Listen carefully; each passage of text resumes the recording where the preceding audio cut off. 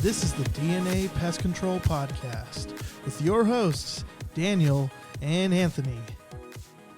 All right, what is up? Real quick, before we start the episode, I want to ask you guys a favor. I want to ask you guys to subscribe. Whatever app you're doing or website or wherever you're listening, click subscribe and get notifications. We're going to be pumping out podcasts a little bit more. And we want to make sure you know when our podcasts come out and stuff like that, I guess. I don't know. Yeah, stop being bums. Yeah. Okay, what's the episode about? All right, guys, get ready to get fired up, get angry, get excited. We are going to talk about misconceptions of the industry. Oh, yeah. I wish I had a button. Duh, duh, duh. Did you get rid of them? No, but press one. I don't think we... Oh, there we go. It's still there. That's Wait, a which guess. one? Which one was the one that where we did? There it is. Oh gosh, there it is. You are gonna hear about the misconceptions of the pest control industry. Oh, I did it. I freaking pressed the button too quick. Oh man. Well, what's the first one? Let's get fired up. Let's get people fired up here. Here we go. 100% no bugs.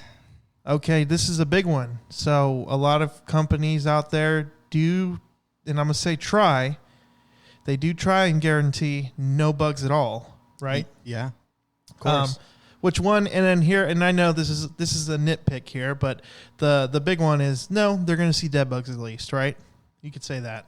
Yeah, at least. Yeah, at least. But there are companies out there that, and it kind of messes up the rest of the industry, especially people trying to adapt to a more eco-friendly service, to a service to where they're doing eco-friendly products or they're working more on landscaping around the house and things like that. Yeah. It's just we as an industry, we can never guarantee a client around the home is never going to see a bug again. We just can't do that. No. And if anyone says that they can or they have a client, honestly, they probably have neighbors that have pest control. Yeah. And that's why that person never sees a bug or anything like that. Because we do. We have people who say they never see anything. Well, yeah. I mean, around the house, like I've had clients like today that they tell me, oh, we were seeing, outdoor roaches come in when we first start the service and you guys keep coming out. Now we don't notice anything. Yeah. Yeah, because we dropped the population so low around the house. But that's not saying that if they spent the night outside and they just slept in their backyard and they were looking for roaches and stuff like that, then they'd probably find them. Right. Yeah. Oh, absolutely. So, but yeah, so I agree with I agree with it. We are not going to get 100% coverage. Yeah. It's never going to happen.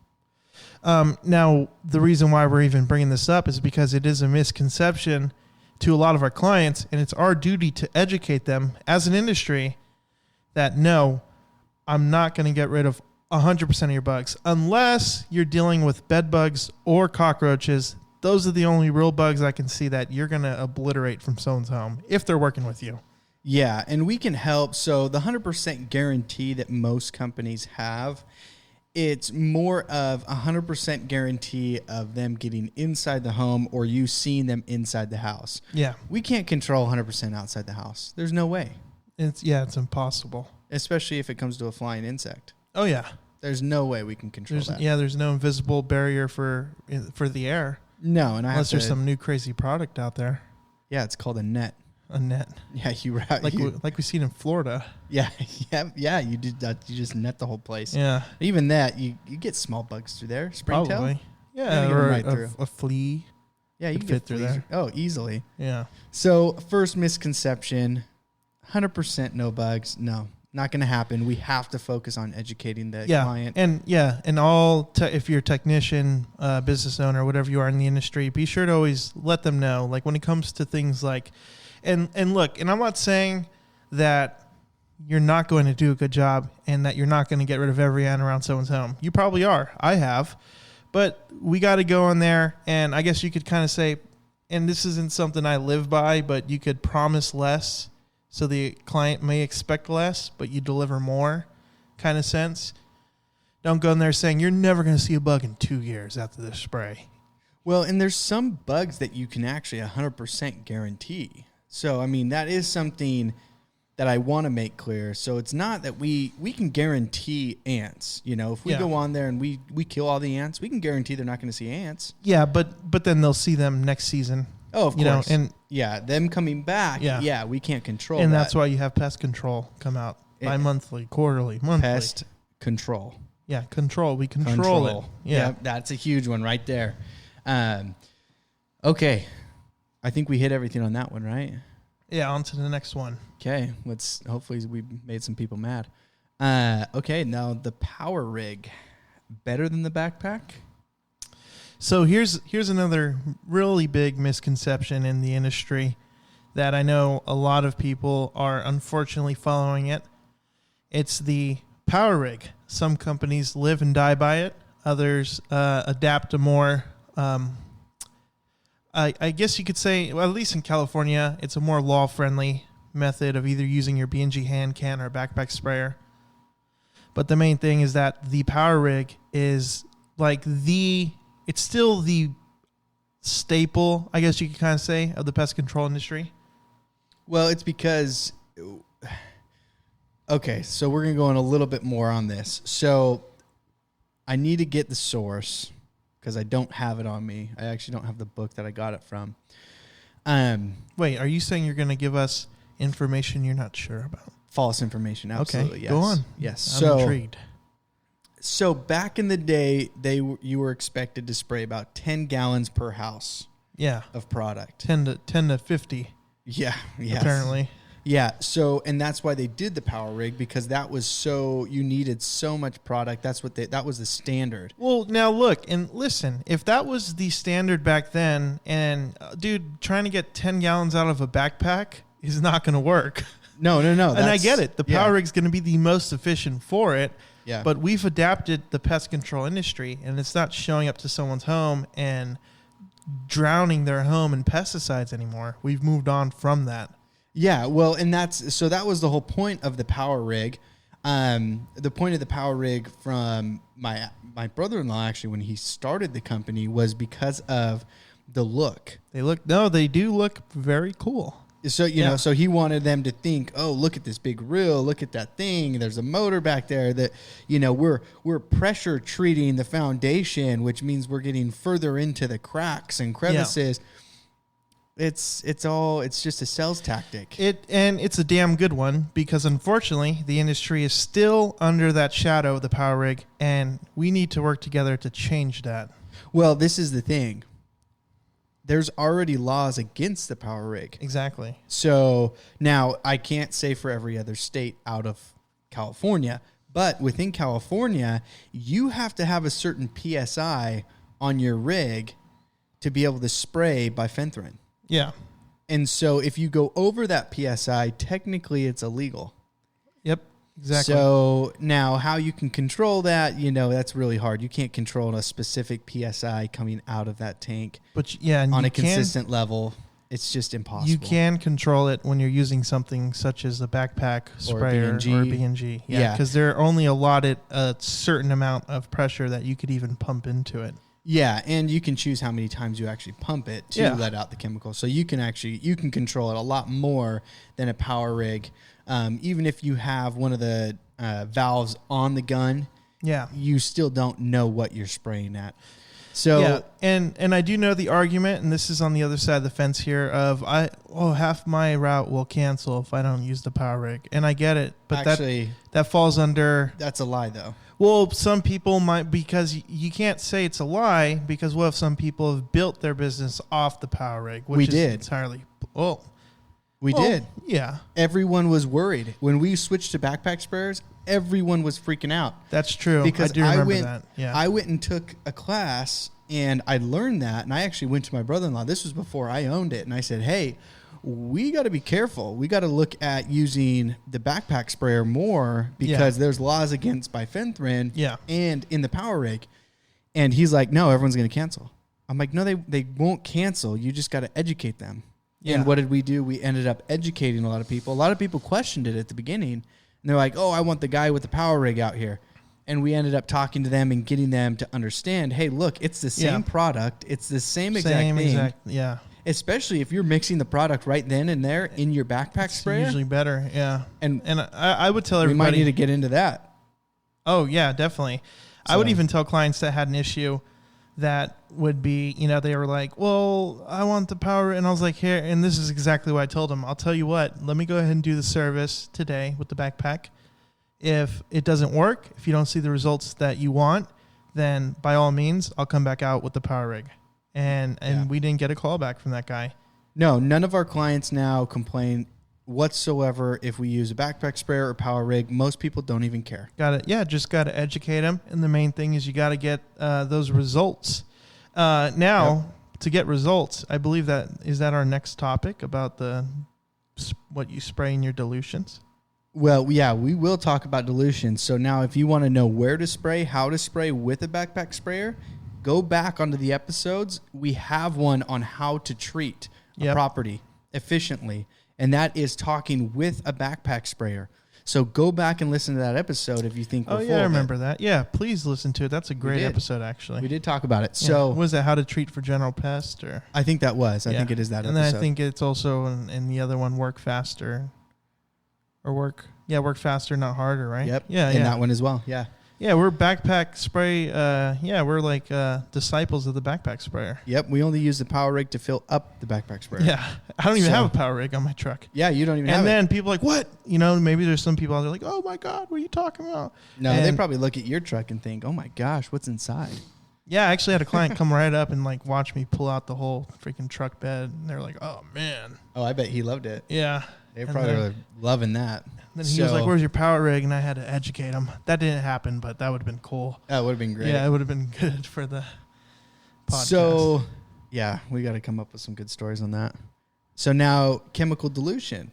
Yeah, this is a big one. So a lot of people, and actually here, so I had some 20-year-old techs go under dilute.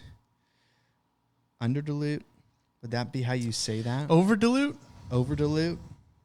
God, dude, look at us talk about this thing. We don't even know what the hell, how to talk about it. We look like idiots right now. That's fine. They would dilute their product too much. That's the issue. They would put too little product in too much water. That's like the simplest way to say it. In layman's terms. There you go. Yeah. And that's how we would treat. That's how we would spray. Yeah.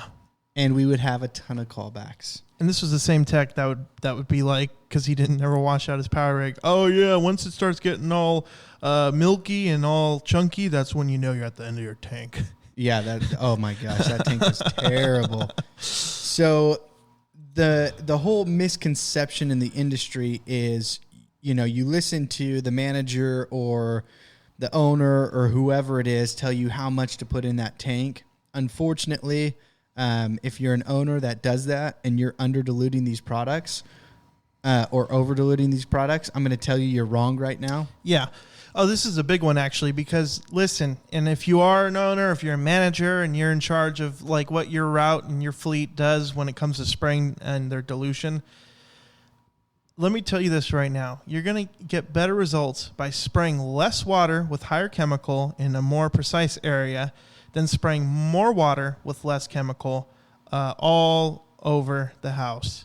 Yeah, because all you're doing is you're allowing the insects to build up a chemical resistance against what you're spraying. Yeah. So you have to follow that label. That's the whole point of the label. I know law says, oh yeah, well if you're under that dilution rate, you're okay. But well, you are. Now say, and technically, if you under dilute, which this then becomes a waste of time, right? If you put less chemical into your water, technically, if you just walk a little slower, you get the same amount as if you're walking faster with higher chemical. But now you're wasting time. Yeah. Well, okay. Hey, you know what? I'm going to give a great example because all the guys that are listening probably drink. Drink what? Water? Alcohol. Oh. Alcohol. So it's like grabbing a bottle, pouring a shot, and then putting that shot into a gallon of water and then drinking that gallon of water. You're probably not going to feel anything. Right. Ever. Okay. I don't think... But that's a terrible analogy. It's a great analogy because the whole point of the alcohol is so you feel something. Well, it's... So, let me... We're trying to kill bugs. Yeah, we're trying to kill bugs. If you're going to put a half of an ounce inside 30 gallons and then just spray the 30 gallons over the entire yard and water the lawn for the customer, that's not going to do anything. You're not going to kill any bugs. That's defeating the whole purpose. That's true. No, I agree 100% with you. But I am trying to now I'm thinking of a better analogy. Think of it. Because so I drink occasionally. So here's a good drinking analogy. Okay, I'll make a better one. Okay. Go. It's like saying, let's say you're going to mix some tequila and some Sprite, right? That's something that I did on Memorial Weekend. Yeah, we know. Yeah, I know. Everyone knows. So it's like, say you get 16 ounces of Sprite in a cup, and then you put like half a shot in the of tequila in the Sprite to mix it up, right? Compared to saying, oh, well, if you want to get super drunk, you pour half the bottle. Now, if the label says that's what's going to kill you, then you're going to go ahead and do that. But we're going to go ahead and translate this analogy to bugs, right? Yeah. We're going to say if the label says X amount, please don't underdilute it, because there's a reason why the label says to put X amount into your, tanks and backpacks. Yeah. Well, the law says, hey, you can take. Now, was that a better analogy? Yeah, Probably it was. Not. It Maybe, was because you per the law, you can drink so much alcohol and still drive, and you're okay. Yeah. Now, there is a limit. This podcast has turned into alcohol drinking. It has. I don't know why. This is why people listen, though, because they're probably right now, if you're listening, you're probably de-webbing a house or you're spraying a house, and you're probably half listening, and you're probably like, oh, no. Yeah, that's right. I'm going to go home and drink tonight. Yeah, I'm going to go drink a beer. But no, that's absolutely correct. Yeah. So, I mean, you can't. Now, there is that fine line of you don't want to go over. And the reason why you don't want to go too much chemical, so this is something that I read, is because there are smells to certain chemicals. Yeah. And so if you put too much of Termidor, Bifin, whatever you're using, that's a scentless product that's supposed to kill certain insects, and you go too heavy on it, it now creates a smell, and it's going to deter those insects from even crossing that barrier. Yeah. So that's the whole reason why they do put those on the label. So there is a positive and a negative. And here's a prime example for you guys real quick. Alpine WSG. It's a great product. I'm sure a lot of people use it. Yeah. On the label it says 10 grams in 1 gallon of water for ants, right?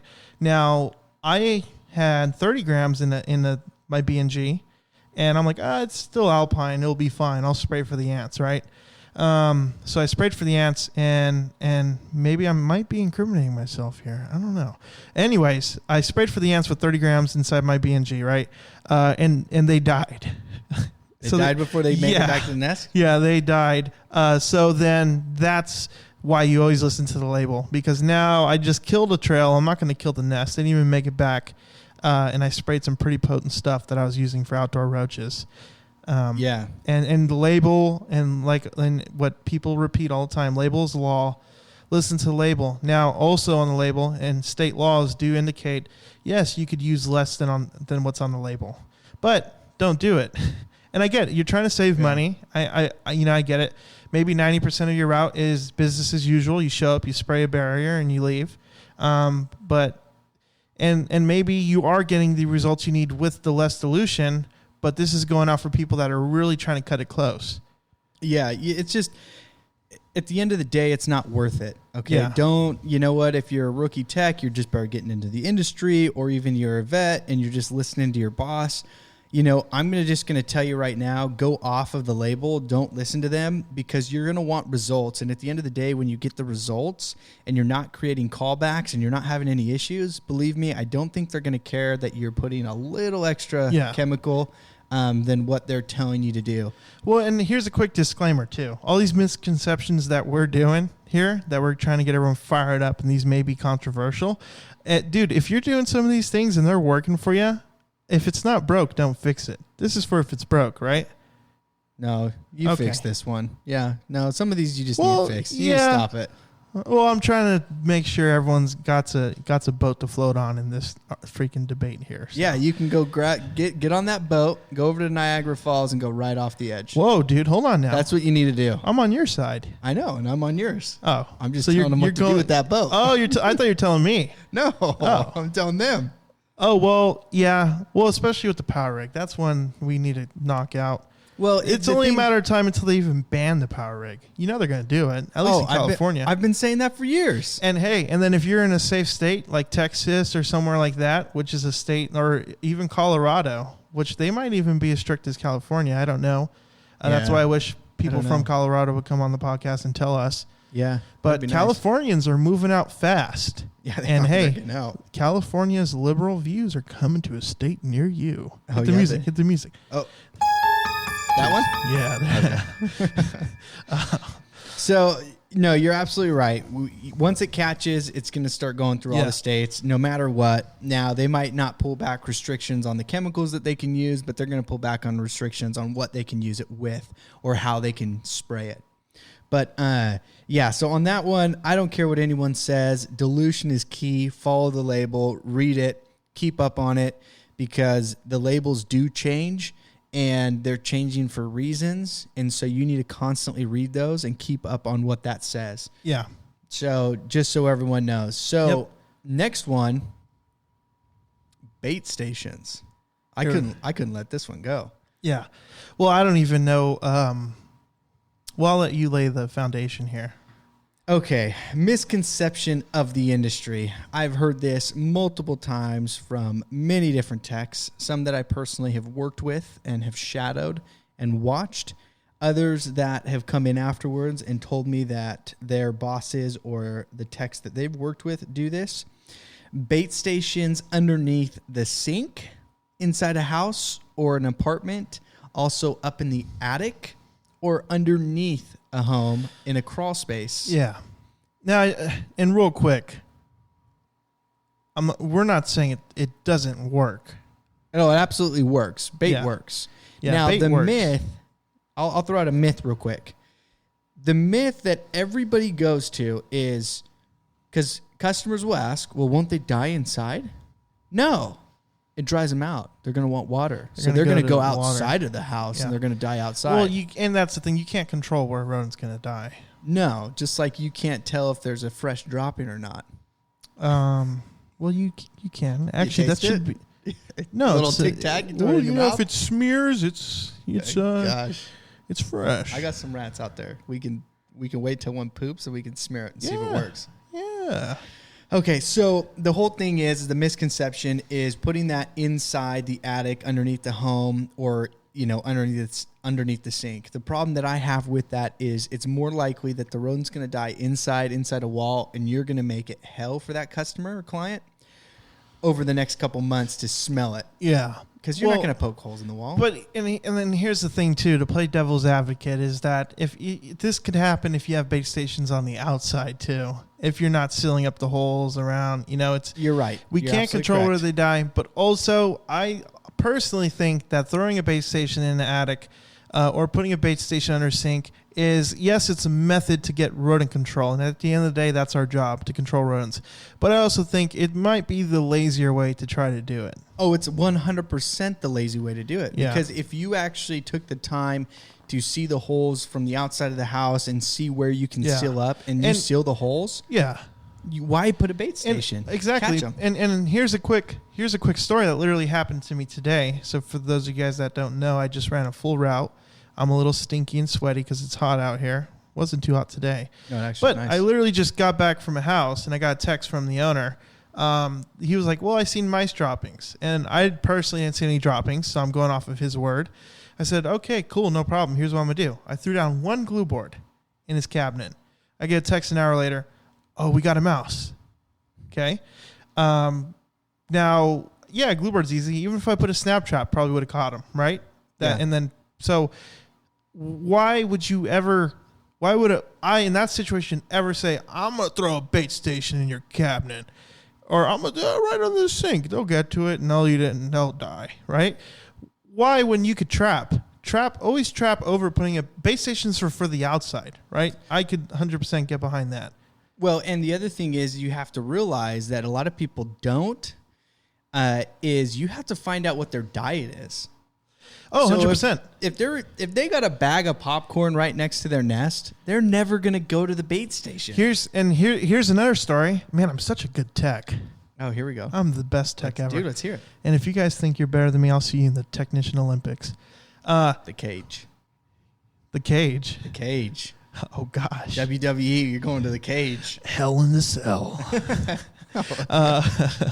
No holds bars. Oh yeah. Triple threat match. Well, here and that the diet thing, and I don't know if a lot of people know about that, but I know they softly tell it. But here's a quick story for all technicians, and here's advice. Please take this advice. I go to a house. She has rats everywhere, and this is a big house. This is a 2-story house, pretty much 3-story, because her garage was, you know what house I'm talking about? That's up in the hills that I signed up for, spraying and the bait, and then all the exclusion. Oh yeah, I've never been there, but yeah. So this is a really big house, and honestly, I was nervous. I'm like, I don't even know if I could get control over this house within a few days. I did within 2 services, full control. Right now, I'm business as usual going there. So what I did was, she showed me a pineapple on her counter that they're just carving a hole through every night, and I'm like, wow. And she's like, should I throw it? I was like, no, I need that pineapple. What did I bait all my snap traps with? Not peanut butter, not whatever else. I put pineapple on there. What did I do? The next time I show up, which was a week later, 4 rats. Yep. And all the traps with pineapple. So I have another story. Let's hear it. I got another story just like that. So I went to a house. She was having major construction on the inside. Yeah. So all the doors were left open. They ended up getting mice inside. I actually put peanut butter on the traps at first. We did catch one on it because it just happened to run by it, and I got it by luck. Yeah. The second one I could not get. And I ended up doing my, I went through, I started looking through the cabinet. What was it eating? Because if it's a mouse, it's only going to travel so far from where it's nesting. Yeah. So it's not even for food. It's not going to go 100 yards. It's not going to go outside and go to the neighbor's house. It's not going to happen with mice. So do your research on the animal. But so I ended up going through, I found a popcorn bag. There you go. That they were getting in. I ended up putting popcorn on the snap traps. 24 hours later, got it caught. Yep. Done. We took away the popcorn, and that was the only popcorn left on the trap, and it was caught. So you do have to change that method. So bait stations are great, but it's if they have to eat it. Yeah. They do have to be in that situation where, they don't have really anything to eat to where they're going to eat whatever. Now, when they have abundance of that one thing, that's all they're going to go for. Yeah.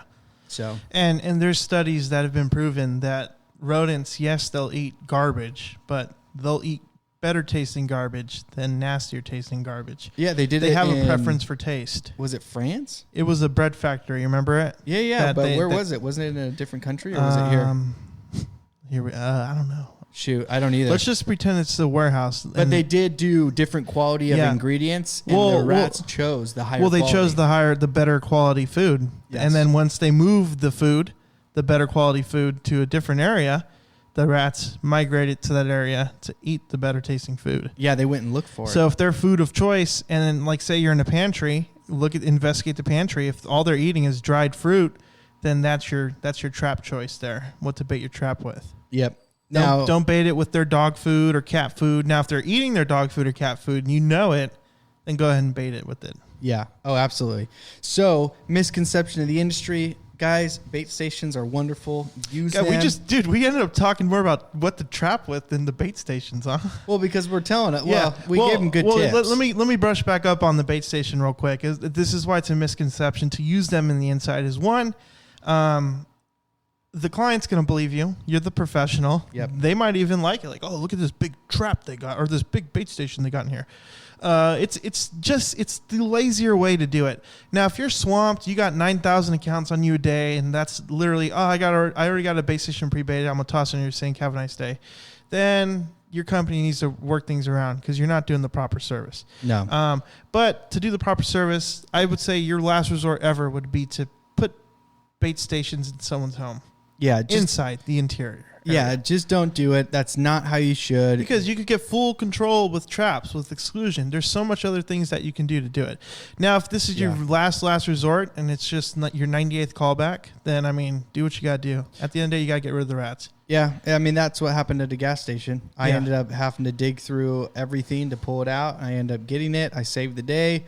But the rat died because it got poisoned Yeah. and it was inside a gas station and it stunk. Luckily, it was during the virus, so everyone had masks on, so no one could really smell it. But if it wasn't during the virus, that they would have to shut the inside down because it stunk. I mean, it stunk. Oh, yeah. So we'll move on. We hit that pretty hard. Next topic. Okay, so the next one is in California. I don't know how much of outside California this hits, but this is going to get a lot of Californians worked up, is hats. Oh, this one. This hats. topic. Oh, yeah. Well, let's real quick, because I don't even know what side I'm on. What side are you on when it comes to enforcing hats for a technician? Because legally, in California, There we go. you don't have to wear a hat. So, and we'll go back. So we learned this this came out of the mouth of an ag inspector. Oh, yeah, I was going to bring him up. Exactly. There you go. Yes. Yeah. So we went to a class. There was actually a guy who had 30 years experience who raised his hand and had to tell everybody, how much experience he had. Pulled down his pants to show him the experience. Well, and I hope he listens because this was great. And I don't think he noticed what he was doing, but it was just hilarious how he pulled that. I got 30 years experience.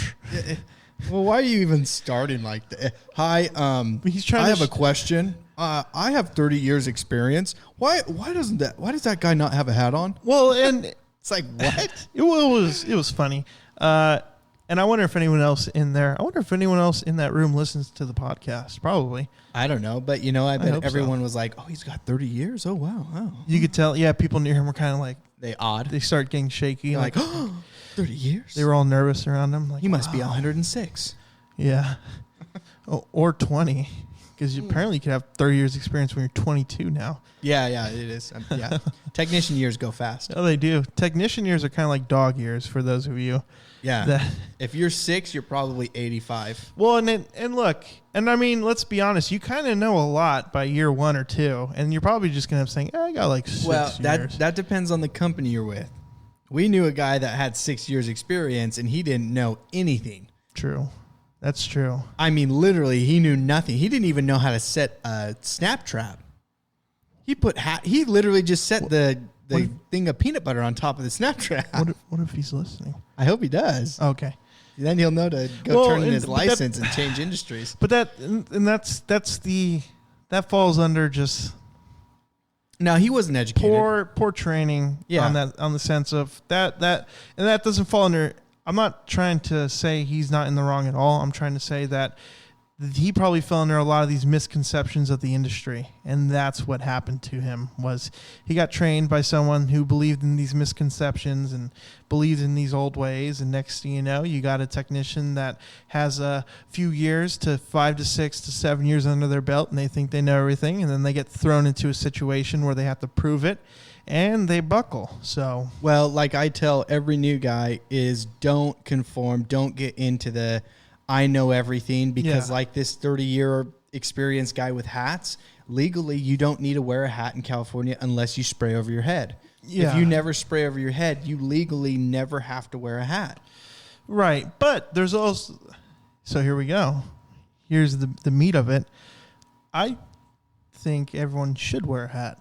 I do too. Yeah. I think everyone should wear a hat on multiple levels. One is professionalism, Yeah. Professionalism is because key. there's a lot of bums out there. Yeah. And I could qualify for one. Yeah. So, to cover up, what they look like underneath that. Well, you're wearing your hat right now indoors. I know. Take it off. I wanna Well, see. I can't. I got the headphones on. I'll take it off afterwards. Okay. Yeah. I got my man bun. Oh, you still have that? Yeah. Okay. It's long. I have to. Is it? Yeah, I have to do a little thing. How many years experience does it have? Oh, it's got 63. Wow. Yeah. That's going to get In some 2 sales. months. Oh, yeah. Sorry, So- continue. I don't even know where I was going with that. No. We're talking about professionalism of the hat and how it makes everything look professional. Professionalism. Yeah. When you do And- spray over your head, it Yep, does protect. and it does protect you, and it helps with the sun. Yeah, and you can control what your technician wears on his head, but you can't control his haircut or No. how his hair looks. Nope. Yeah. And you don't want a guy that's like waking up out of bed with, bed hair or morning hair, and then he shows up to a client's house and that's just, the client might lose a little bit of trust in the tech. Like, oh, whoa. Yeah. Am I going to get good service? Look at his hair. When you got the hat, even if you have messy hair under a hat, it makes you look kind of cool, like a baseball player. Like, oh, man, that guy's going to throw a 90-mile fastball. Yeah, people have mistaken me to be Buster Posey. You actually do look a lot like him. I've met Buster Posey. You know that, right? You did? At the Children's Hospital. I got pictures, and I had 2 signed hats from him. Oh, that's cool. Yeah, very tall and skinny. Yeah, he's very tall. He's a beast, man. He's a good guy. He's awesome. Yeah. But Let's so get the back on hat, hat is, I do agree with the hat, but no, it's not. And I think I gave the hats away, by the way. I don't have them anymore. Okay. Yeah, well, that's the hat. Let's get back to the main topic of the hats. I understand why everyone created the myth of the industry of, the misconception of you have to, it's legal. Well, if you don't, you're going to get fined. Well, and I'm sure 15, 20 years ago, even probably 6, I don't know, go any years back, every company's probably spraying the eaves, right? Especially if you got the power sprayer. Yeah. Well, you're not supposed to with the power sprayer. Not anymore, but that wasn't, 6 years ago or whatever, 10 years ago. You're right. I don't know what the laws were way back when. Yeah. But they kept that whole idea. I honestly think some dude just came in and said, these guys, we have to put a hat on them because they look ridiculous. And then he created this thing where, hey, did you guys know you're going to get fined? Yeah. And that's all that happened. Well, yeah, it's a real niche in the industry, that's for sure. Yeah, the hat. But and I'm all for the hat. I'm not against the hat at all. Yeah, no. I'm for the hat. I'm not against it. I think it's actually very. But when it helpful. gets very hot, and I'm like, I'm not even. It's windy today. I'm not even gonna spray the eave in this hat. I'm getting all sweaty. I mean, you've seen my hat. Yeah. Oh, yeah. It's terrible. No, I take the hat off when I drive sometimes when I'm going home. Every time I take the hat, every time I get in, I take my hat and safety goggles off. Yeah. So, I and mean, gloves. But the whole point of it is no, the hat's not required. It's not law. You do not have to wear it. Don't be the idiot that takes it off and you're going to do some, you're going to make a stance against your boss because you don't want to wear a hat. That's not. Yeah. Don't do that. And the company can enforce a policy that you have to have a hat on too. So yes, they have every right to. Yeah. That's part of the uniform. Now, but then say if you're doing a rodent trapping job, you don't need a hat for that, And if you got a beautiful, head of hair or no head of hair, or even if you're bald, I mean it's fine. But yeah, the reason of the hat is because you're spraying overhead. Yeah. Now, you have to wear a hat if you are spraying overhead. But if you're checking bait stations at a commercial place or whatever, and your companies they don't enforce a hat policy, then legally, yes, you don't need to wear a hat. No, but always, no matter what, always wear glasses, man. Oh yeah, safety glasses. Yeah, don't be dumb. Yeah, come on.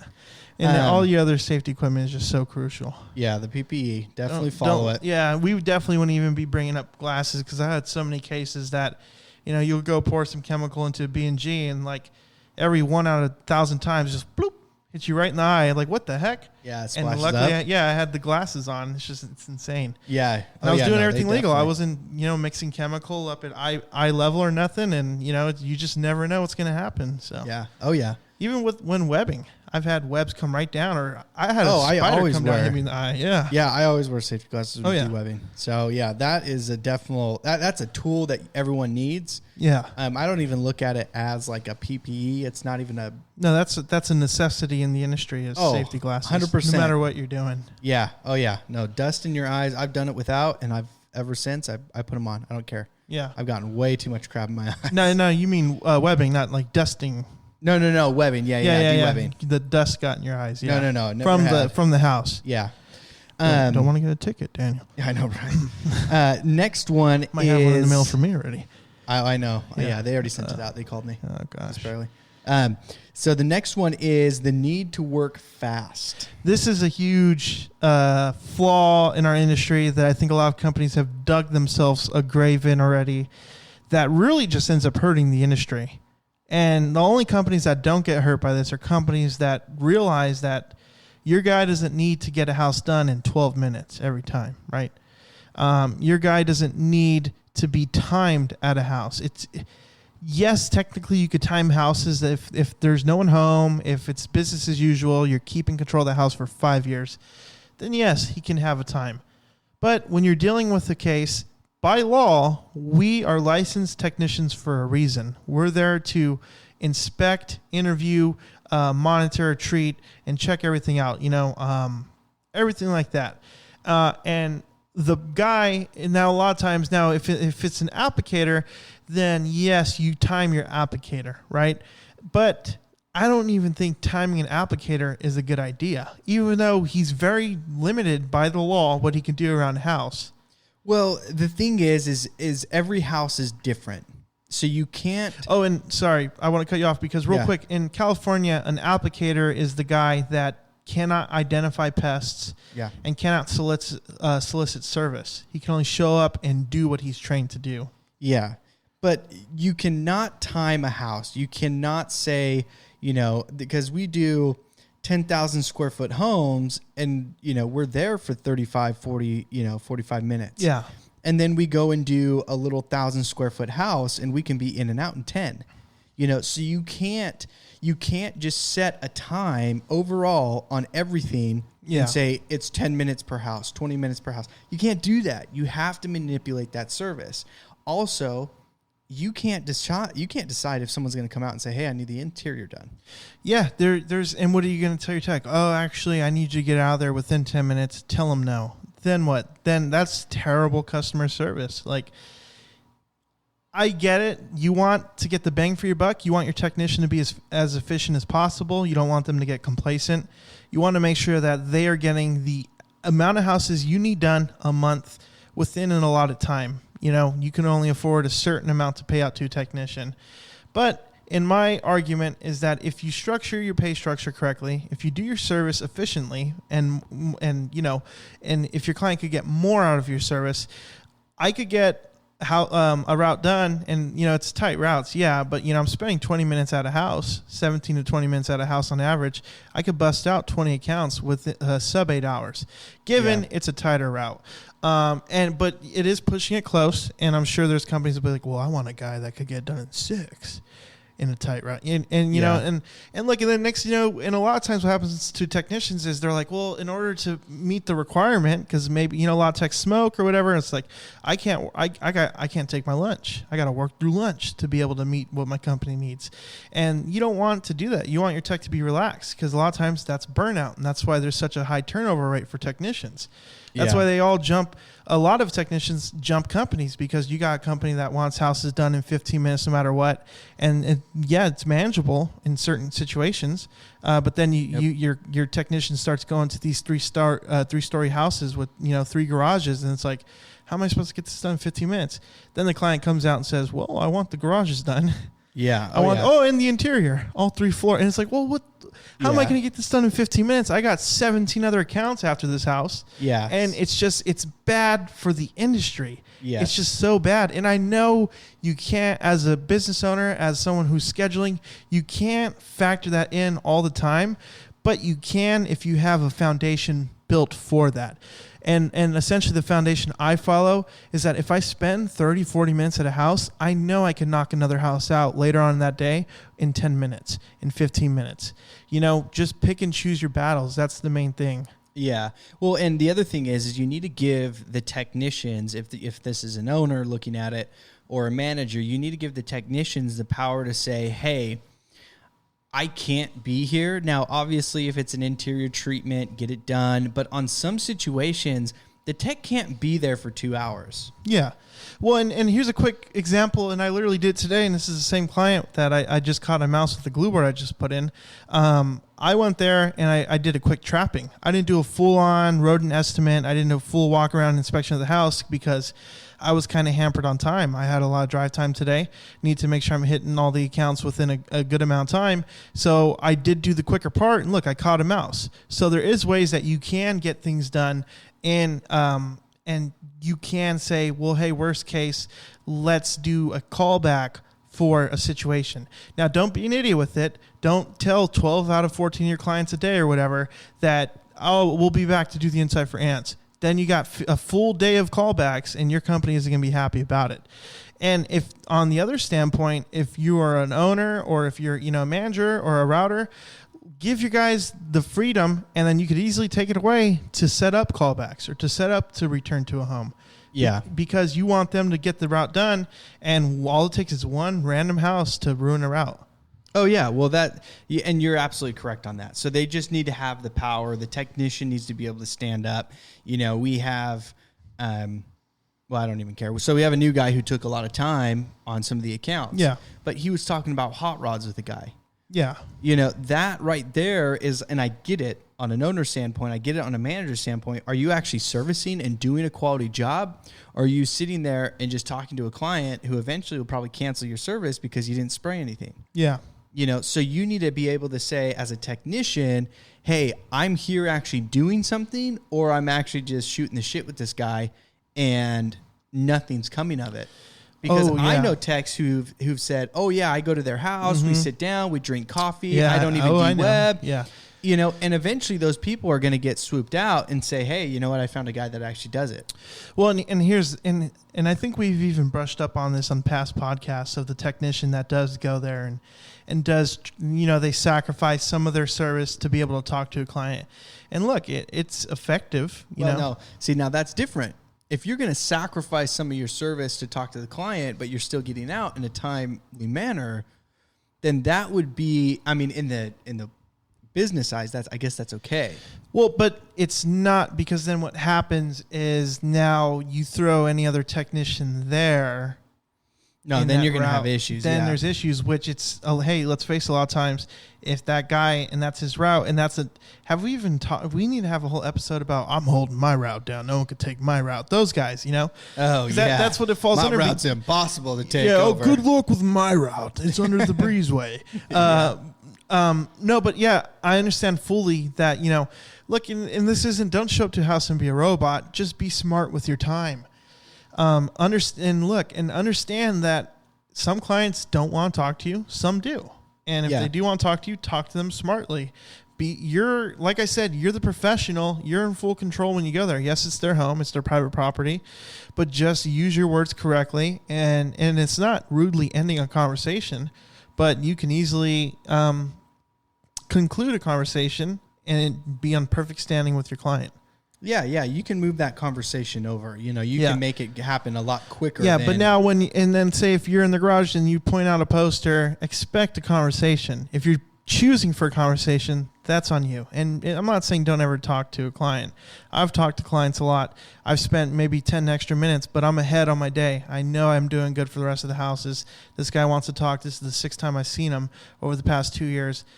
Then I get it. I'm not saying don't do it, but if you're pointing out and if you're initiating the conversation, then it's on you. You have no one to walk blame. and talk. Walk and talk. There you go. I just did it with the guy out in Woodland. Yeah. He loves me when I show up there because all I do is just build him up. Yeah. But I keep servicing. He just follows me the whole time. There you go. I keep on spraying and we chit chat. That's it. I got a couple clients to follow me, and it sucks because when it's windy, it's like, God damn it, what are you following? Oh, I got to put my nozzle head all the way down to the dirt just to be able to spray because I'm like, what are you doing? Oh, I'll turn around and tell him to move real quick. Or I'll just be like, hey, can you move? Yeah, and they're like, oh, yeah, sorry. Or you do like hand language, like, yeah, like, dude, come on. Yeah, get out of here. No, so I do agree. So the need to work fast, it's not 100% there to where you have to work fast or it has to be a timed service. Yeah, you can't. It's not a cookie cutter service. It's not one. It's not one time fits all. And it's not there. But and here's in the defense of the industry that's in the ways right now, is that I get it. Maybe 70% of your route is like that sometimes, right? But it's not one size fits all. You got to let your techs be able to grow and be able to work on issues. Yeah. Now, if they're an applicator or, if they're not the bare minimum, but entry level to where they can only show up to a house and spray and do exactly what you tell them, they can't even sell a service, then I get it. You can't do anything with that. But even then, get that guy his license, help him get it, and let him get upgraded so he could become a professional, you know? Yeah, it's just training. Yeah. It's just training. And look, I get it. If you have I got 2,000 accounts, no one's ever home, then then there you go. That's perfect. But your majority of your accounts, and if you're already at 2,000, that means your service is working, but you are going to run into issues of, clients that need this, clients that need that, the garage, the inside. I'm hearing rats in my attic, or I am seeing rats on the outside. Then you are going to run into that issue. Oh, so, absolutely. Yeah.